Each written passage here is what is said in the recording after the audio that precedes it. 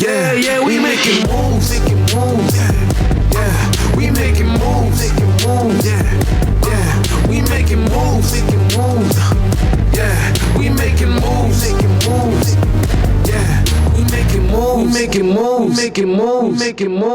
moves.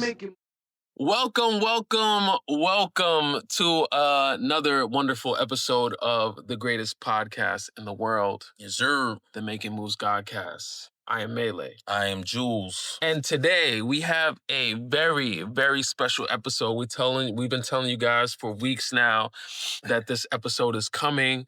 We've been telling you guys, we've been getting it set up that we will have guests. And now we finally have our first guest. To the Making Moves Godcast. So here today we introduce the one, the only, Shot of Adrenaline. Yep. What's going on, everybody? What up? What's good, bro? Man, I'm feeling good. Very, very, very grateful to be on this podcast, on this Godcast. Yes. Yeah, man, let's get into it. The Godcast. Yeah, man. This is definitely a wonderful moment. You are one of the people who've been really a part of the team for a long time. Family, man. Yeah. Legit family. We go way back like wave caps. And Right. so this is definitely one of those good, great, beautiful full circle moments. And you got a lot of stuff going on. So you are one of the people that when we think about making moves, you are one of the people who I think embodies that concept, the epitome of making moves. Thank you, I mean, you really do be making moves, and we've always known you to be that person. I gotta tell a story actually about it. I don't think that. Oh, we got so many stories. Yeah, why not? But thank you, man. For real. I remember us going to NAACP ACT-SO. Oh yeah. And that was literally my first time leaving the state without any family member. Just leaving by myself. Not my brother, not my mom and my father. Just dolly, I'm doing this on my own, right? Out in the world, man. Yeah, so we went to Kansas City. Yeah. And you were a senior. I was a junior and shit like that. And the first night, we got our luggage. We landed in a room. We had chaperones and shit. We have a good night. Yeah, we'll see y'all tomorrow. The first night, you're yo, we out. Yeah, it's time to go. As soon as they close the door. I could have swore, if I'm not mistaken, you said, let's make moves. Now I'm thinking about it. I'm let's make moves. And we made moves. And I remember leaving the hotel and I kept looking back all right, man, I thought we was going to the lobby to just all right, damn, we really going deep. We left the hotel. Yeah. Yeah, whatever that strip was, we was all over it. That was because at that time, me and Kenneth were... Kenneth Callier, we were already in ACT-SO for a couple of years. So we already knew, once, preliminary stuff is taken care of, paperwork, they just want to make sure everybody's safe. Mm-hmm. Yeah. Safe for us was a little different. We was making moves. Yeah, really making moves. But, for that to be one of the first times, where you're really seeing what it's like to see what you're made of. Yeah, honestly, you encouraged me. I think you set the blueprint for me, how to move, just in other states. We out. We really mobbing. I never had that experience. So that was a blueprint. And I felt like I've done that, when we were on tour, when I've traveled anywhere. Ooh, like a training ground. Yeah. Straight up. Just a training. Yeah, that's a fact. That's a fact. That's why I'm on my resume. I put you as my mentor. I love that, man. Yeah, you get what I'm saying? I'm not gonna lie, I'm a risk taker in so many ways. I think it showed up in business, music, just in life. But I would never tell you to do some shit I wouldn't do. That's a fact. It says more about the person doing it. You don't have to do it. But I'm never gonna lead you down some crazy ass road unless it's some, at that time.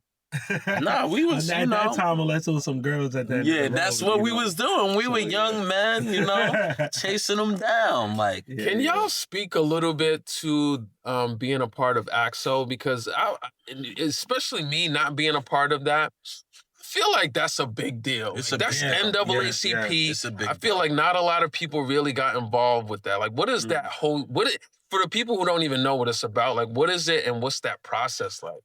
Yeah, so ACT-SO is the academic. It's a competitive academic portion of the NAACP. ACT-SO focuses on the youth. Pretty much the youth of the NAACP. But instead of just saying, "Hey, we're going to give you a scholarship," they created created a competitive program that really allowed you to get in the mix of what your interests were. So for me, it was entrepreneurship and music. Jules, I think you went for oratory and oratory. The first year, the next year I did videography. There we go. So it allows you to really do your passion, work on your passion, but also put it to the test with other like-minded individuals. Right. So there's a Jules or there's an Adrenaline in Kansas City or in Arizona.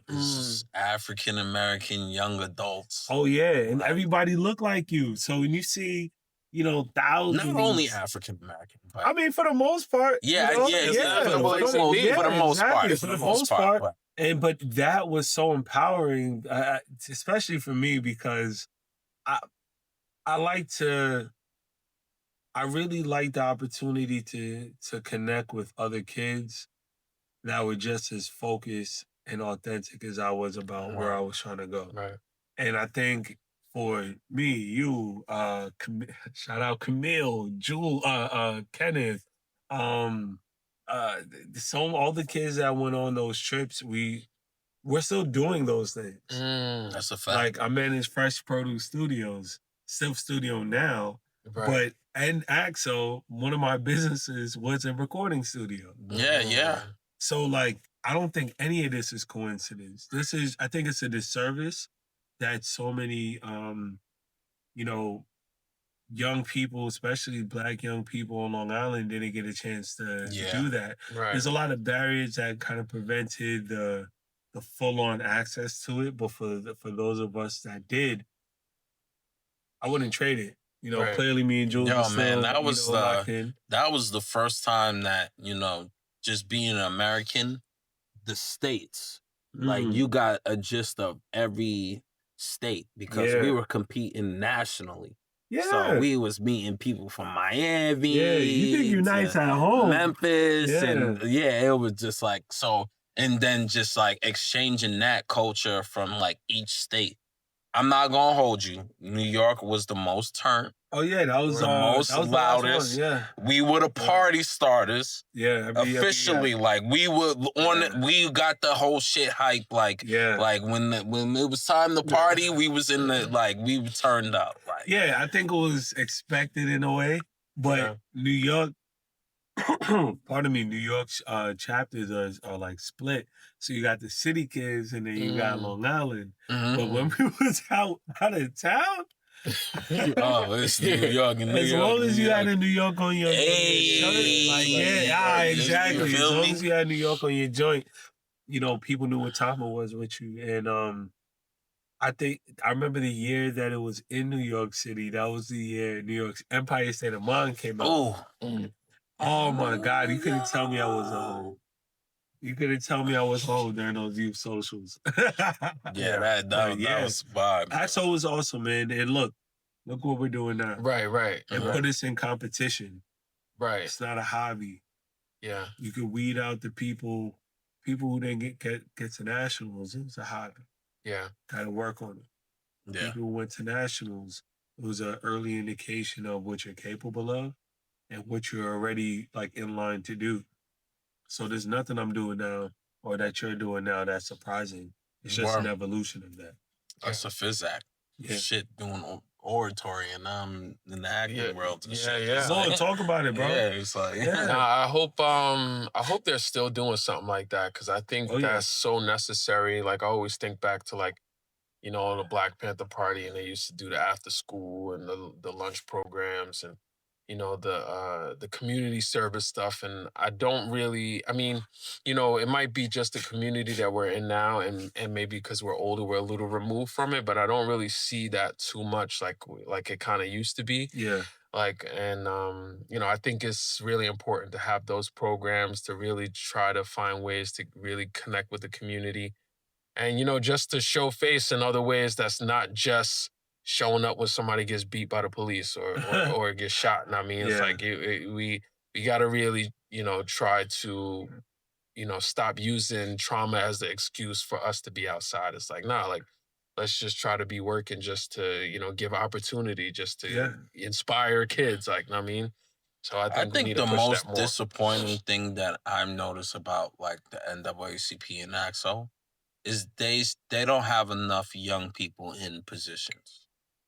In leadership positions? In leadership positions. Like in real leadership positions. Like, you know, like not the BS, oh, you know, like you just a little chaperone or whatever. No, it's just like I feel like they should have more young adults. Not, you know, young adults. Like, you know, it was a lot of old heads that was running the boards and stuff like that. Yeah. I think you see that in life in a lot of Oh my God. Yo, I was gonna say that.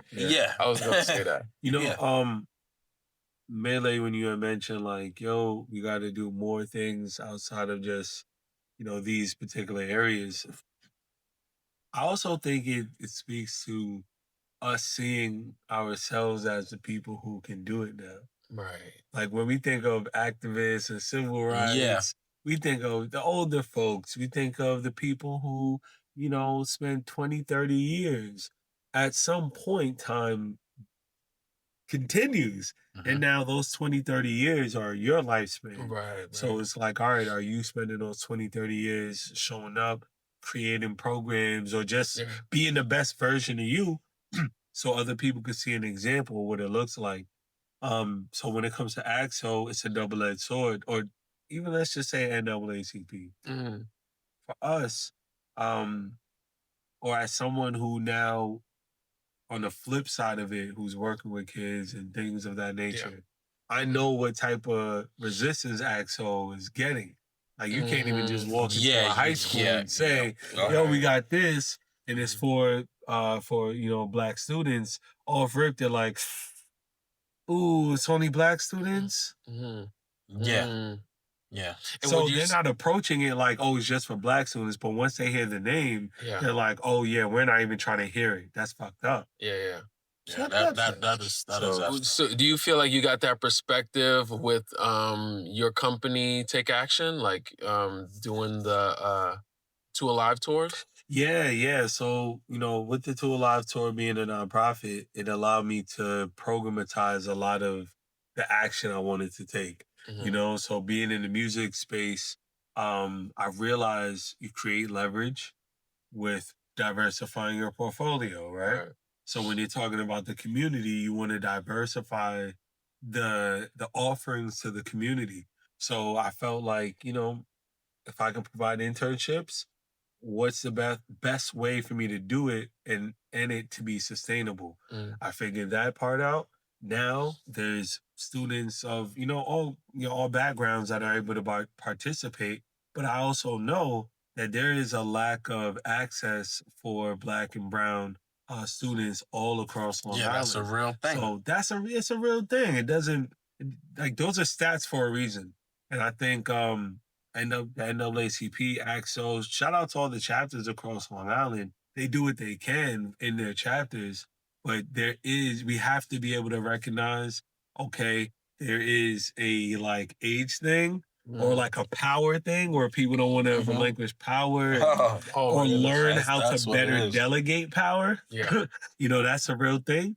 But at the same time, I loved how you said that. Learn how to delegate power. Because it's not saying, yo, you got to get rid of them, but it's just like, I'm saying that. I think there need. I forgot who was I talking about this with the other day, and I think somebody said that. It might have been Robert De Niro or somebody big said it. Like, politicians should have a cutoff age that they need to retire. Like, you should not definitely be. Have a cutoff. You know, age. it really should be. it should be retirement age. It should be 65, like maybe 70. I don't think you should get rid of them completely, because I love the blend of the old with the new. It's wisdom. Yeah, but how old is too old? Like, you got dudes up there that's 80 years old. You're in a wheelchair and you come on, and you on disability. Yeah, Mitch McConnell's still up there. That's true. What's happening? But Bernie Sanders is still up there. I know. Bernie Sanders is someone that has I hate to say it this way, but like heirs.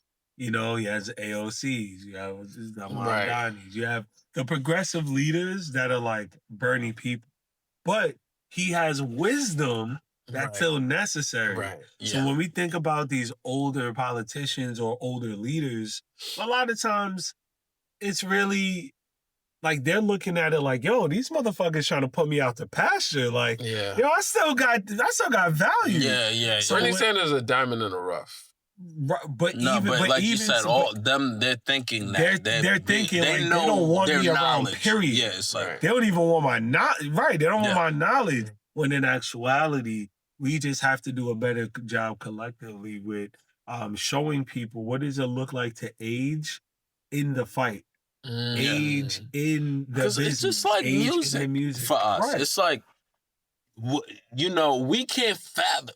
No, looking at the young people, we can't fathom like certain things that's happening within the music, but it's happening for them to look at us and be like, these guys don't understand it. Yo, bro. You know what I'm saying? But we're looking at it like we have the wisdom and the experience and knowledge, like you don't have no idea.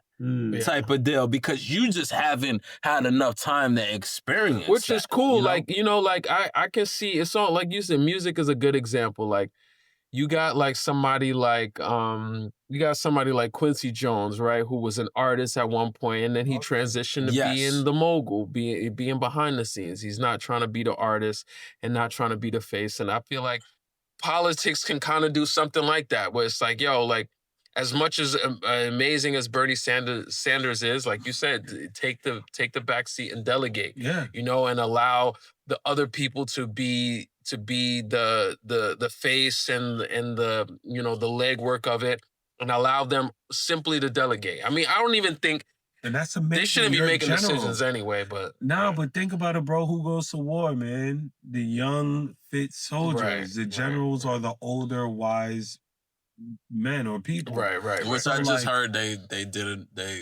doing something new. They want those people in those positions to be fit too. Hey, you know they don't want no slob. You can't be a slob with a belly in your general. The military have definitely been getting a little lax. But conceptually, it's the older people that have seen war or understand conflict better than the 20, 25-year-old. And that's you need that. Right. So you need that experience. We gotta, it's just to come full circle, whether it's NAACP, the United States, or just the world, we have to do a better job at delegating power, what that means for people, and creating healthy examples of going from young person to old person of value. Yeah. We definitely need to find somewhere where we can work together.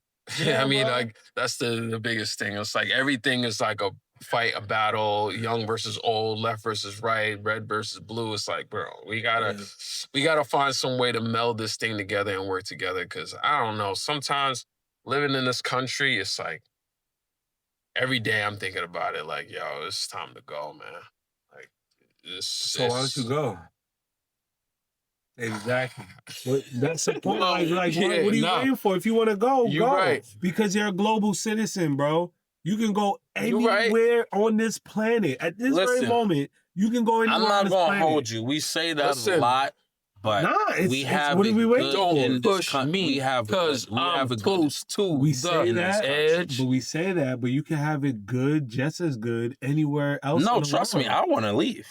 Right. So it's like, I'm the type to really, but you know, sometimes my thing is I'm weighing the pros and cons, and I feel like, you know, leaving this country, you want the American dollar still.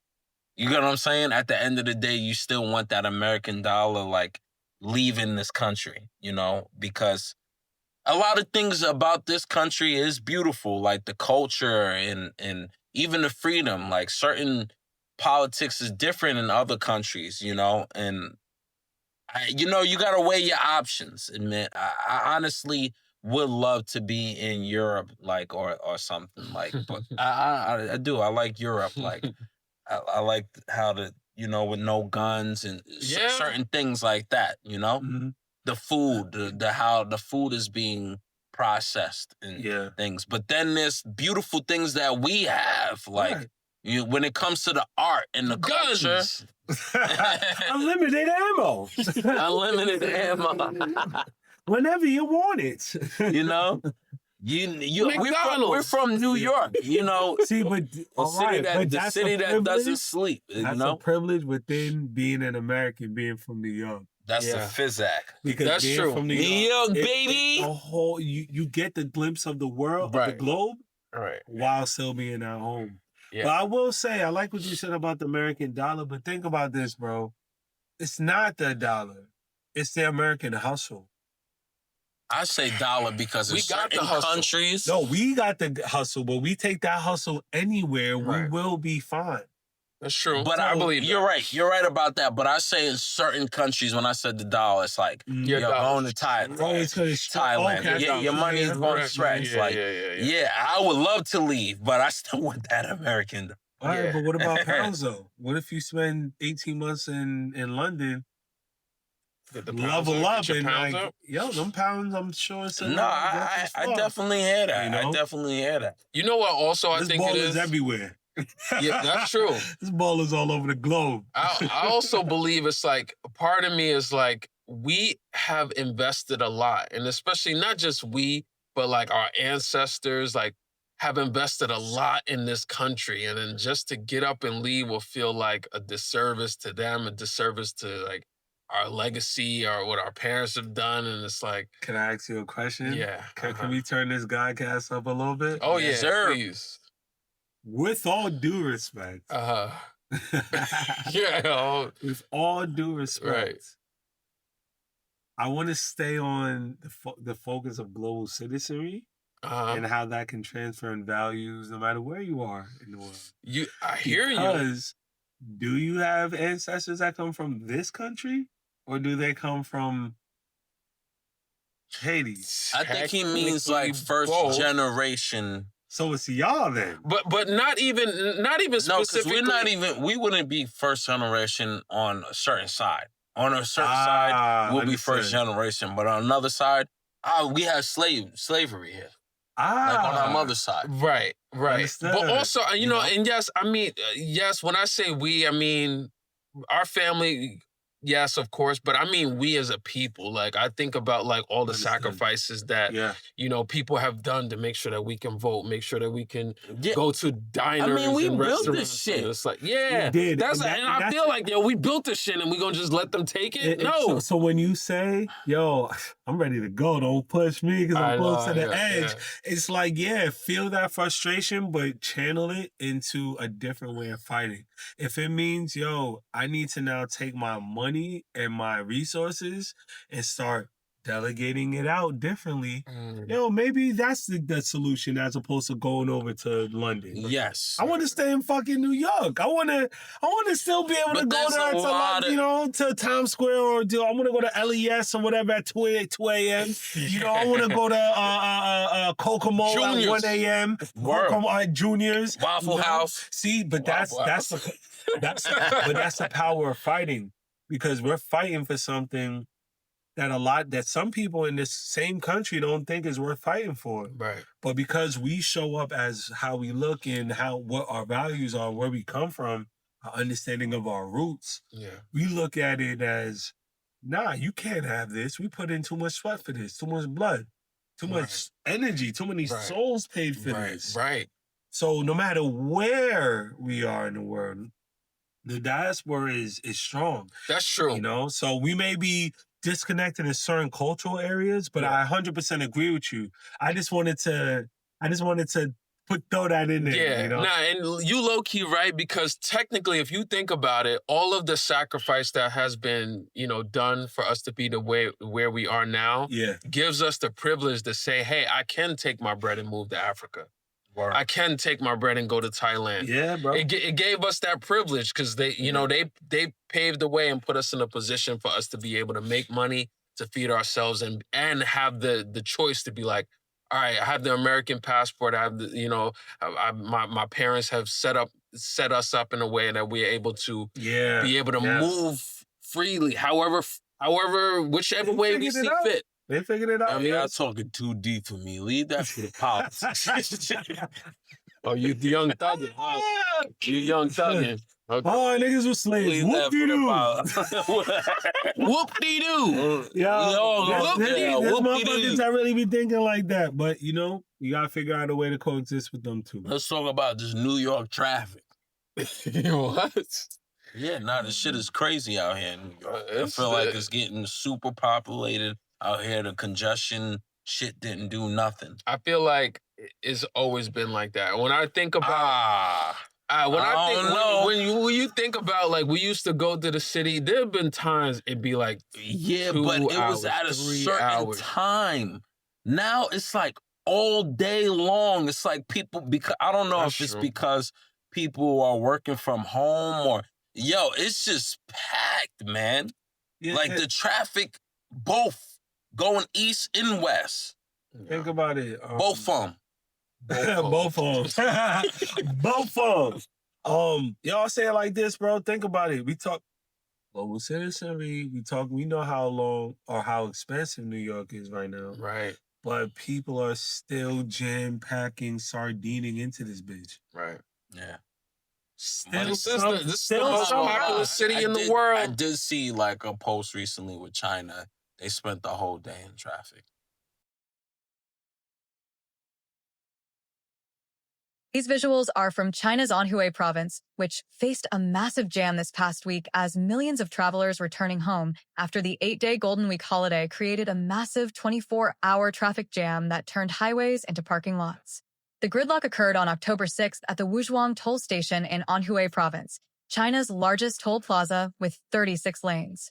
Viral drone footage showed an endless sea of red taillights stretching for kilometers, as vehicles fanned out across dozens of lanes before squeezing into a 4-lane bottleneck. See, that's unacceptable to me. Yeah, that. And I seen the video. I was like, we've been to China, and you seen how that was. They be packing in like sorry. You should not be living in a place that is that populated. I didn't mean to cut your wisdom. No. Go ahead, bro. You spend a whole day in traffic. There's too many people there. Yo, think about it, bro. Like, we're tribal. We're tribal. Human beings are tribal. So even with the evolution of society and the growth of populations, god damn, there's so many people where I can't get from A to G, not even Z, to G in 24 hours? Are you out your mind? Yes. Are you out your mind? Speaking about places, how was Barbados? Yo, that's all. Yo, thank goodness you brought this up. Got to speak about yeah, we never got to speak about this. Okay, yes, because that was a fucking beautiful move. Like, man. One day you in New York, next day you in Barbados on some random completely random solo trip.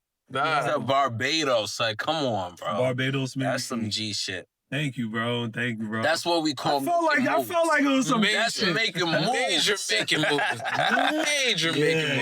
Yeah. Yo, I'm gonna be honest, man. That trip was needed for me to understand how much in control of my life I already am.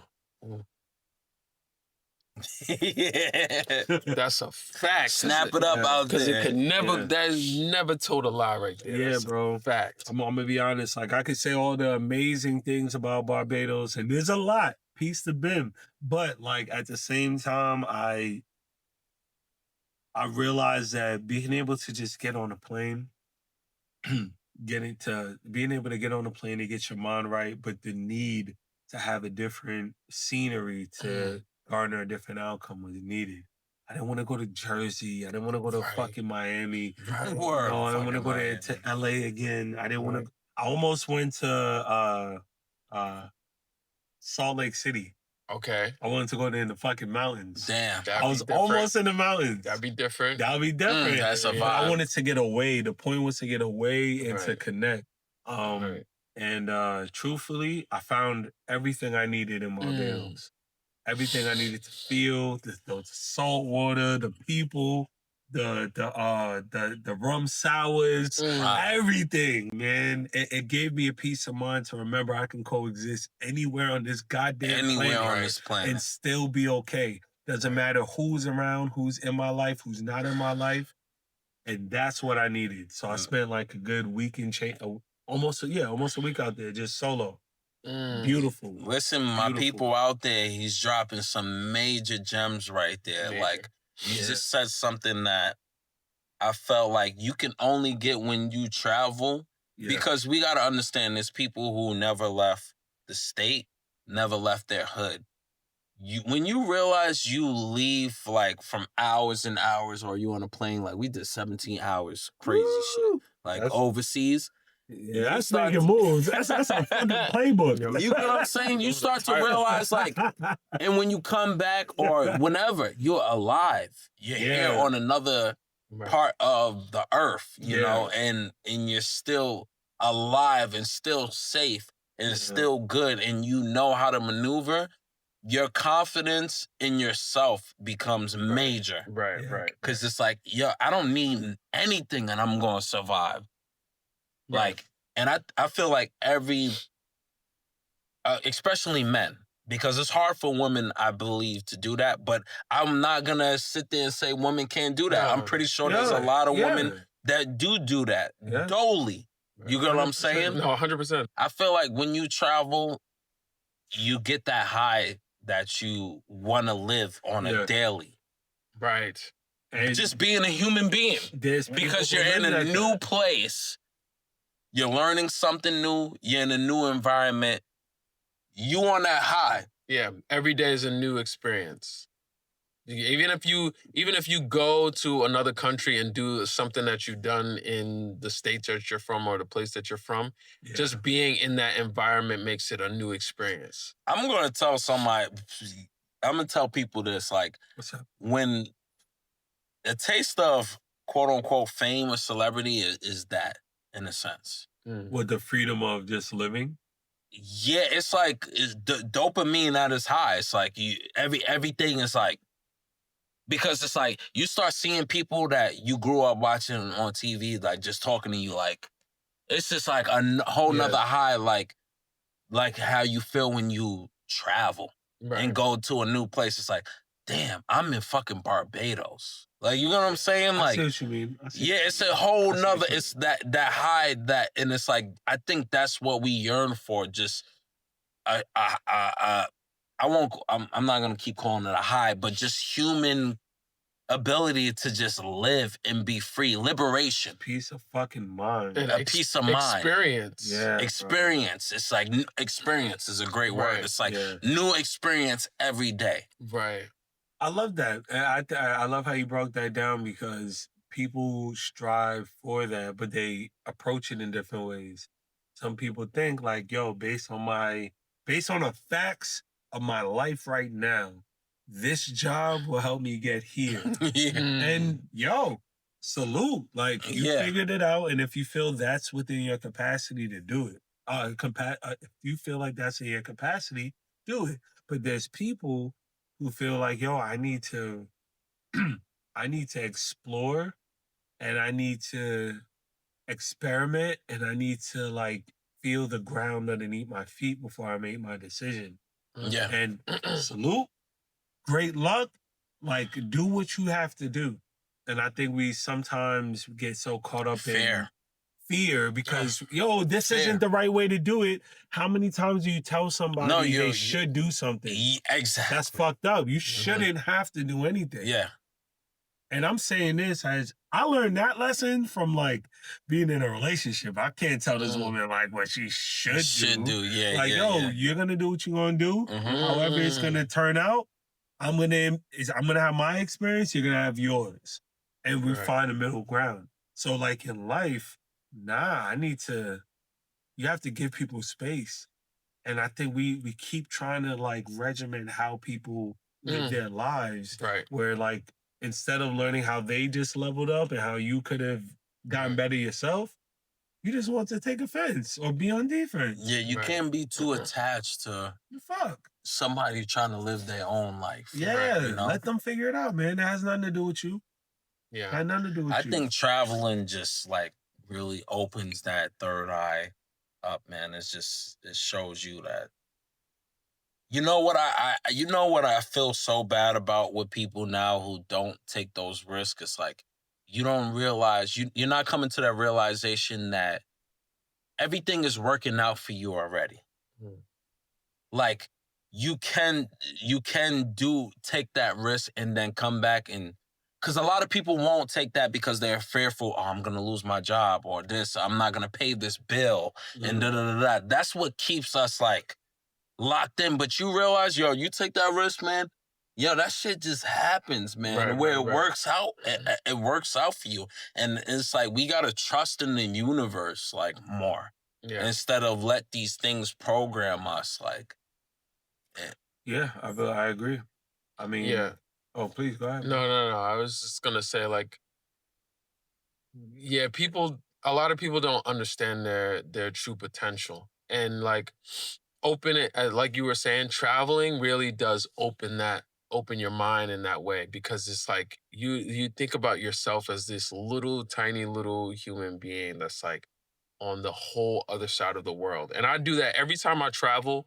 I'll open up my maps and then I zoom out and I look at where I live and where I am now. Bro, that's just crazy. I do the same thing. It's crazy. Oh my God! Like when I was in Korea, like I looked at the pin where my house is, and then the pin where I am now, and I'm like, bro, ain't home no more, nigga. We making moves. Yo, we making moves. Like I'm like, yo, I was across oceans. I was Dolly. So is it Germany and Korea that are the places where made you feel like, wow, I'm like abroad? I think for me it was China. China? Okay, China. Complete on the side. I don't know. For some reason, it was Korea for me. Okay. But you know why it was Korea for me? Because I was by myself. I was by myself. Let me say something. Yo, I just remember at times looking up at the sky like, yo, I'm on the other side of the world. There's nobody here that I know. I'm by myself. There's nobody here that I'm meeting people. Of course, but it's nobody. I'm telling you why I was looking in the sky like, yo, I'm on the other side of the world. I'm seeing like the same sky that my brother's seeing, but on the other side of the world. It's trippy. For me, it was China because I got lost, bro, and my phone died. That's the best thing that didn't happen for no reason. Y'all left me. We was like, yo, right around the corner. It was like a little thing, and I'm like, bro, we was. Yo, it got to the point where me and him was separated, and I'd be in another city, like getting my hair done, type shit. And I'm talking about another city, like it was like from fucking Africans. Bro, it was like African from Georgia to Florida, type shit. Like that's how far we was away in China. Like if you and your brother went to China or just traveled in like 12, 15. If y'all got. Yeah, if you and your brother took a trip in 12-15. In 12-15, I get what like you the mean. year 12-15. The year 12-15. Okay. There's it would technology. be nothing. Yo, y'all get split up. Yo, and then we'll probably find each other like. You will. Because y'all are just programmed like that. Yes. So like, yes. No, that's what it was. Yo, it was bro, like I got lost. Yeah, nigga, every man for himself right My now. fucking phone died. Yeah. And I'm in a country where I can't speak the same language, bro. Right. I found a way back. Yeah. You're gonna find a way. Yep. Niggas counter got me. They got my bread counterfeit and all of that. But you found your way back. But I found my way back. I ain't gonna lie. Listen, I think we're special Listen, I'm going to just say, all egos aside, I think we're special, we are blessed, because I feel like situations like that, like even when we've hung out and we've been in situations that's like, yo, this situation could have went totally left. Whole left. And we've just been really blessed, man. Really blessed and really, like, I hate to say lucky, but like we've been in situations where like, yo, we could have been dead, alive, unalived, in jail. Yeah. Fucked up, like really bad. And we just been like, I think a part of it is street smart and tapped in. Yeah. But also it's like, yo, we've just been really anointed in a way. And good karma too. Yeah, that's true. Yeah. That's true. Karma. Good karma. We put out good energy and we get that back. Like we always get taken care of no matter what. Like he was saying, like we got separated in China, not speaking the language, and like I'm not concerned. Like we get split up, we start at one club and we get separated, and I'm really not concerned for my brother. No, like, I know he's gonna be good because that's how we was. We was as you should like be that. Though.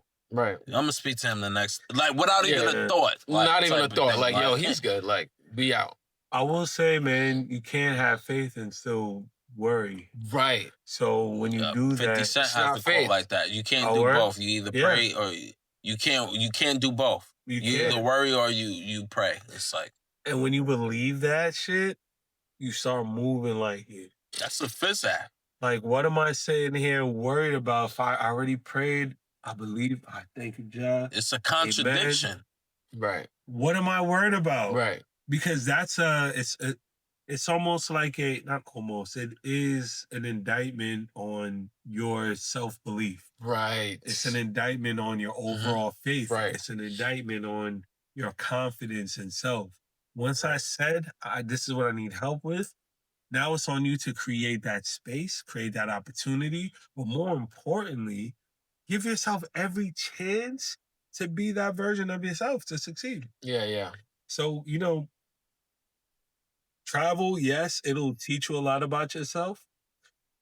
Pardon me.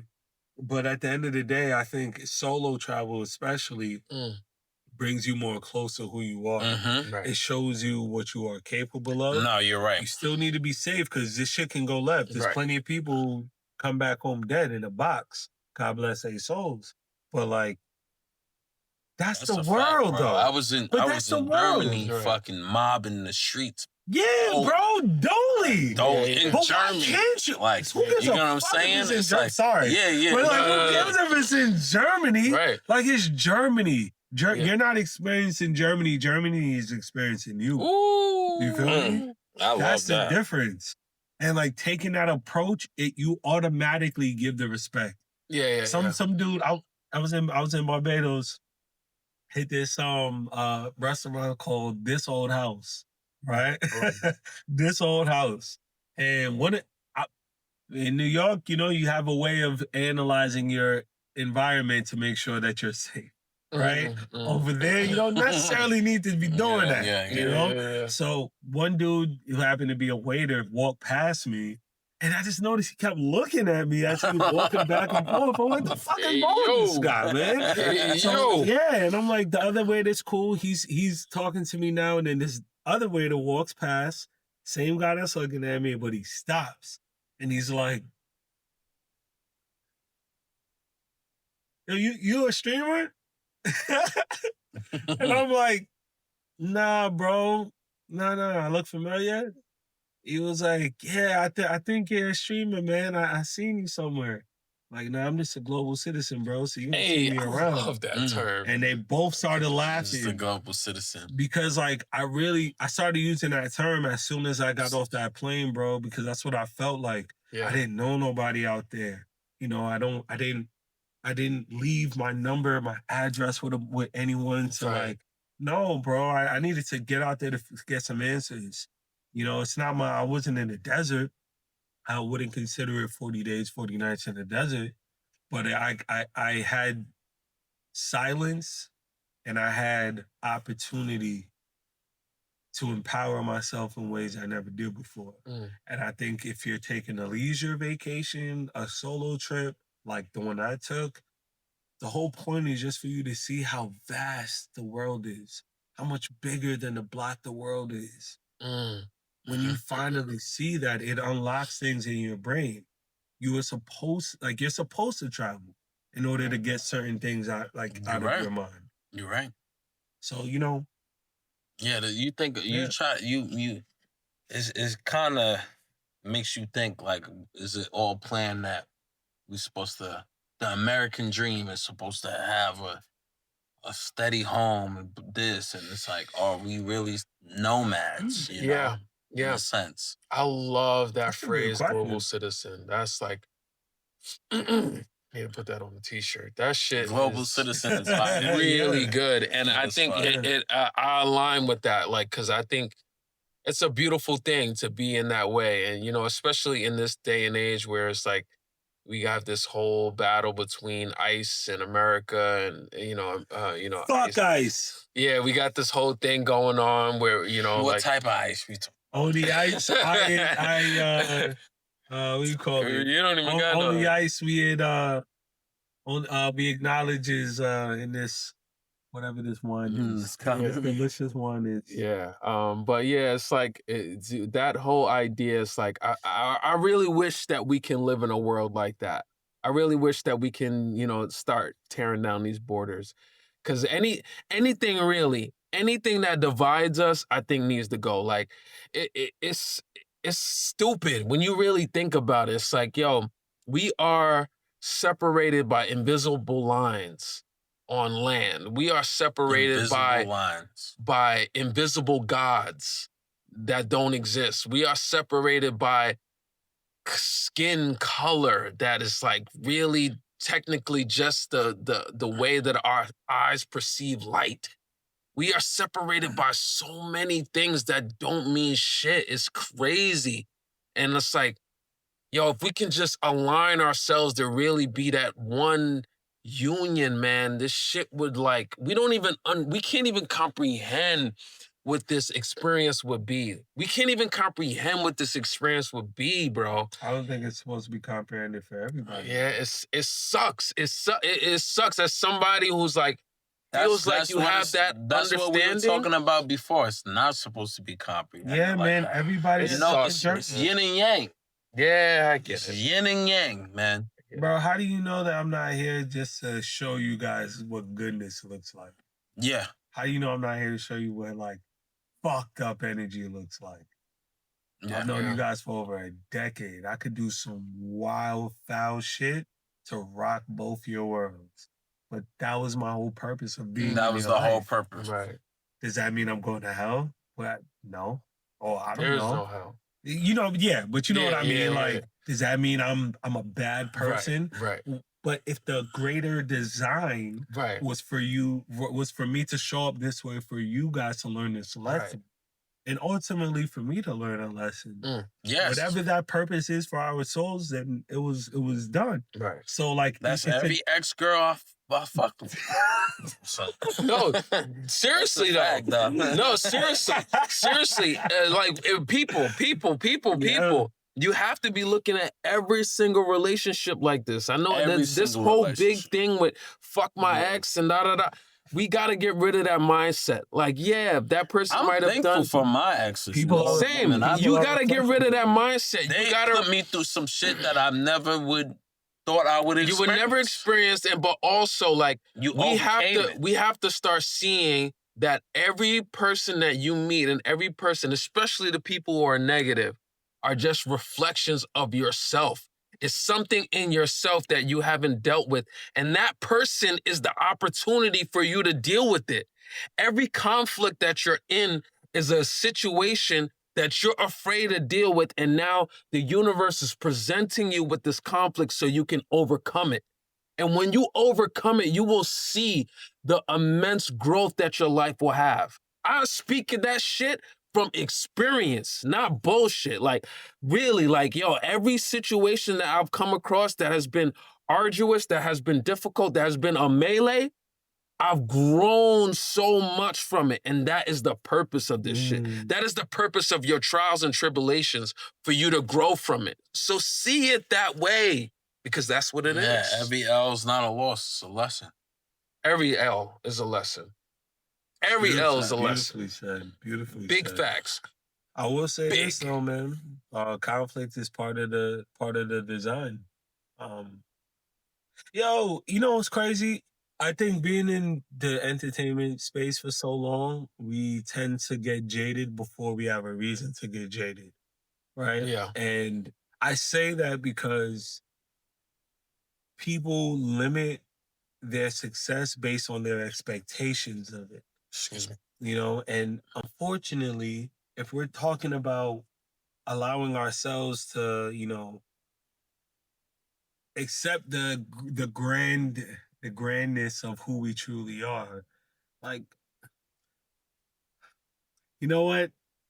I want to stop there. I'm just gonna stop there because my brain is about to go to the point. Listen, you about to go Godcast. Yeah, but at the end of the day, though, deep. At the end of the day, I like that you mentioned it is about how you show up.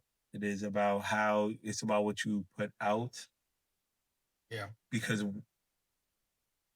like, you're the reason for all of this. Mm-hmm.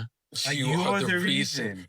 You're the reason, bro. For all of it. You're the I don't want to reason. keep going in, but we pretty much know. I think everyone can honestly say they know. Deep down inside, they know what's right and what's wrong for them. Okay. Yeah. For them. Everyone? Everyone Yeah. here or everyone in general? In general. I think for everyone them. in general knows it. It's just a choice of choosing to ignore it, choosing to acknowledge it, and ignore it. But you do know it. I think it's a nature thing that you do know, but it's the idea of choosing to acknowledge it or ignore it. Mm-hmm. Can I add on to that? Yeah. I think it's also how much you care about other people in your life. Because every man, every individual has a set of their own laws. I'm supposed to have my own laws that I abide by, same way y'all do. But in society, do I give a fuck about you enough to compromise? But I got a question. Do you think there's one person that doesn't care about someone else? Do I think that there's one person who doesn't care about someone else? Absolutely. I think there's absolutely. Who doesn't care about anyone else? I think there are absolutely people like that. There are people who are psychopaths, which I see. But even in their late memory, you don't think this one person I seen this guy. Somebody does not care about. Talk about that he's a psychopath and he was like, I don't care about nobody. But that's a mental illness. That's a mental illness. That's what he's saying. Right. But yeah, you get what I'm saying? You care about. There has to be. I see where you're going. Yeah. I'm telling you. I think everybody cares about one person, son. Yeah, like it mother or someone. You get what I'm saying? I think that's in our nature that I don't think you could be really a psychopath. You don't think psychopaths exist? No, I didn't say psychopath. Oh, okay. I was about to say, brother. Like, I didn't say psychopath. No, I was saying I don't think there's any lonely person. Like, even if I'm saying in their mind, whether or not like you are lonely in the physical world, you still have a connection to someone. Well, I think it's the opposite. Someone has had an impact on you cannot or be something. I think you cannot be lonely in the physical world, but you can feel like you're lonely. Yes, because I've felt lonely before. No, I agree. But I'm not not lonely. With that. Like I've always had brothers. I've always had parents. But I think about the movie Soul when you say something like that. You can lose the capacity to be empathetic. Yeah, yes. You can absolutely lose that capacity because that's programming. Think about it, bro. Like, we take for granted. Like, I like how you say, yo, I've always had brothers. I've always had... Right. There's people who lost their whole families and are the last ones in their bloodline. We talk about it like it's an extreme, but there's a whole genocide going on right now. Like, we have real examples of those. My question is, do you think that someone can lose empathy because of having an attachment to someone? You get what I'm saying? Like, lose 100%. empathy because they have an attachment to something. Yeah, like because everyone. they put that person so high on the pedestal that they took they took that person's happiness for the standard of their happiness. Where they lack empathy. Say that again. Say that again. Yeah. Yo, we going deep right now. We going deep, yo. Yeah, we going really deep. Select a few people understand what the hell we saying right now. Rewind. Rewind.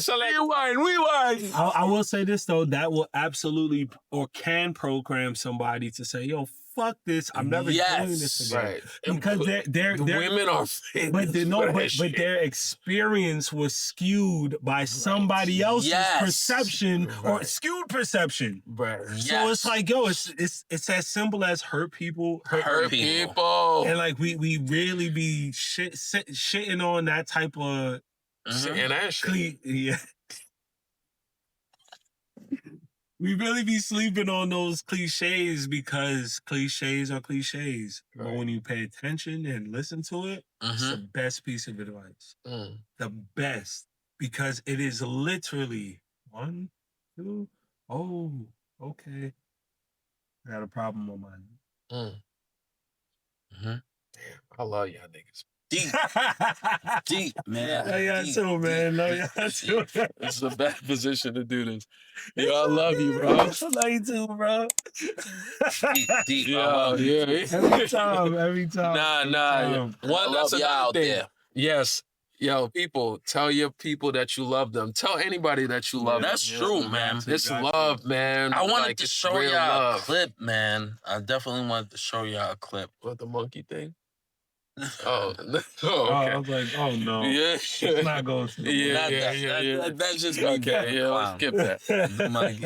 Happy birthday. Oh, yeah. You know what's funny? You know what's ill about that? You live in a zoo. She's our age. I'm assuming she's around our age.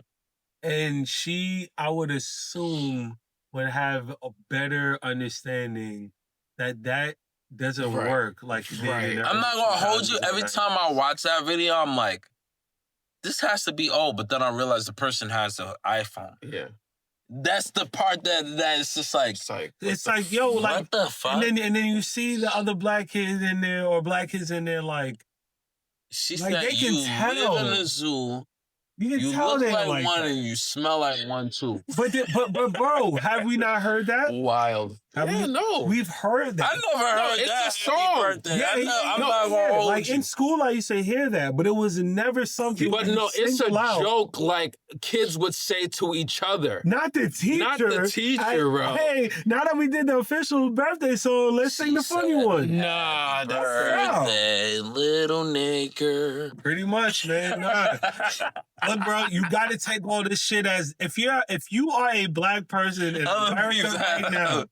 If you are a black person in America right now, you're not crazy for taking these instances as dog whistles. It's better to approach it that way and be prepared than to be on the other side of it and then getting a button pressed on you because you played yourself, and now these people are taking your home away, like the lady with the HOA joint, or your kid is in school getting called a monkey because they turned 4. I love that shit. There's certain the internet things will get your ass. There's certain things that we really have to be able to say, you know what?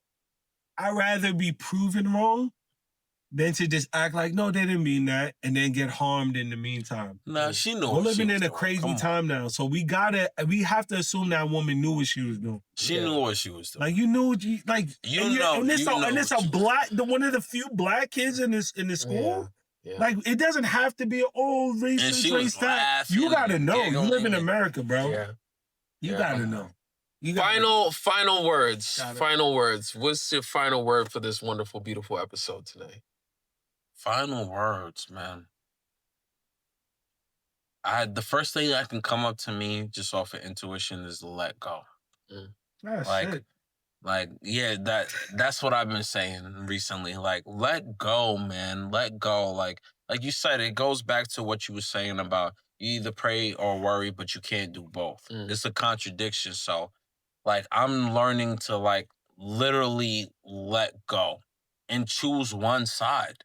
Like, choose it, because at the end of the day, you let go and have faith and trust in the higher power, or the intuition, the source, the universe, whatever you call it.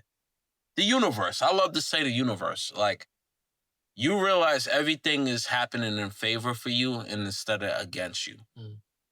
The good or bad. So recently, I just been letting go.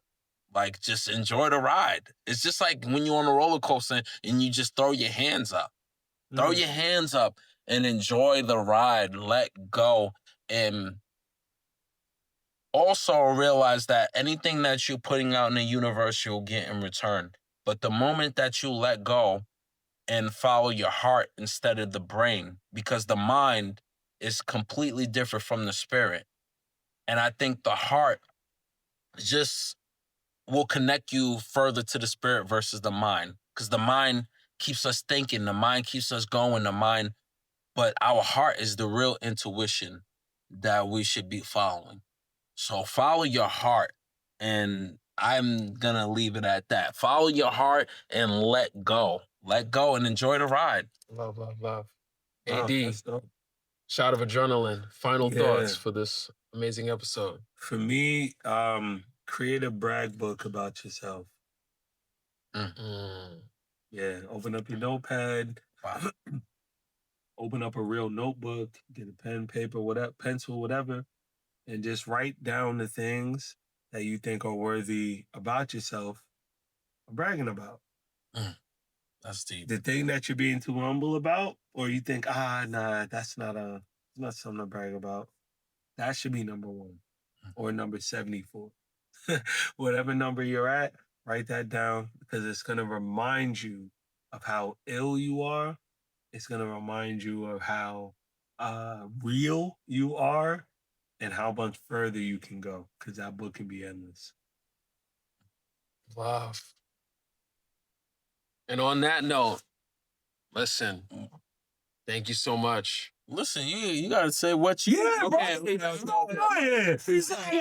Your way out of this bitch. Mine is simple, piece, bro. Mine is simple. I say this a lot, and I'm gonna say it again. I'm gonna say it again for these people. I say this a lot. If you have a question, the answer is love. Period. Think about it. Thank you so much for tuning in to this episode of the Making Moves Godcast. We appreciate y'all. Thank you so much. Shot of adrenaline, my brother. Yes, indeed. Love you. Man. I love you. Yeah. Thank you for coming. It was only right you be the first guest, man. Like, and we truly appreciate you being here and in our lives in general. Yes. You know, like 100% our brother, our family forever. So likewise, bro. For real. Thank y'all for having me. Yeah, so please stay tuned for the next episode of the Making Moves Godcast. We appreciate y'all all. We love y'all all. And we will see y'all soon. All right. You damn, I was fucked. Man, how you fucked this up? I was fucked this episode. All right, I'm gonna get it right. If you I'm gonna get it right. If you standing still, that you